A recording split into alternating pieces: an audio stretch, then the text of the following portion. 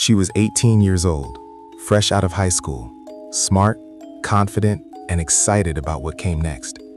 For Natalie Holloway, Aruba wasn't supposed to be anything dramatic. It was just a celebration, a graduation trip. One last break before real life started asking real questions. An island like that makes you feel safe.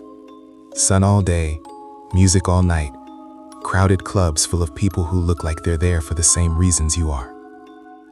On the night of May 29, 2005, Natalie went out with her friends. They did what tourists do, moved from bar to bar, laughed, drank, let the night stretch a little longer than it should. People who saw her later didn't describe her as reckless. She wasn't drunk and alone. She didn't seem uncomfortable. She looked like someone having a normal night. Around 1:30 in the morning, as things were winding down, Natalie was seen leaving a nightclub with 3 young men. They got into a car together and drove away. That's the last confirmed time anyone saw her. When morning came and Natalie didn't show up, nobody panicked right away. On trips like that, people lose track of time. Someone misses breakfast, someone sleeps in. But the hours kept passing. Her phone went unanswered. Her hotel room hadn't been touched. Her things were still there. By the afternoon, it was clear this wasn't just someone running late. Police were called, and what started as a missing person report quickly turned into something more serious. Search teams were sent out. Beaches were checked. Empty lots and construction sites were searched. Boats went out into the water again and again. Nothing turned up. No clothes, no personal items, no sign that a struggle had ever happened. Just the fact that she had vanished. Investigators focused almost immediately on the 3 men Natalie had been last seen with. At first, their stories matched, but over time, small details started to change.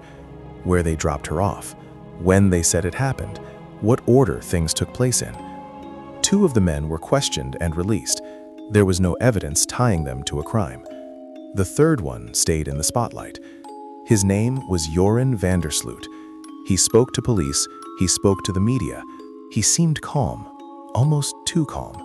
And over the years, his story kept shifting. In one version, Natalie was fine when he last saw her. In another, she collapsed on the beach. Later, he claimed she had been taken somewhere else. Then he said it was an accident. None of these versions were supported by evidence. None could be confirmed, and each one contradicted the last. Investigators believed he was lying. But lying on its own isn't a crime. Without a body and without proof, there was nothing to charge him with. As time passed, the case slowed down. The searches stopped, the headlines faded, and Natalie Holloway became a name people remembered, but a case that never moved forward. Then, 5 years later, something happened that changed how people looked at everything. In 2010, Joran van der Sloot met a young woman in Peru. Her name was Stephanie Flores Ramirez. They left together. Hours later, she was dead. This time, there was no disappearance, no unanswered question about what had happened. Joran was arrested, convicted, and sent to prison. And suddenly, the story from Aruba didn't feel so distant anymore.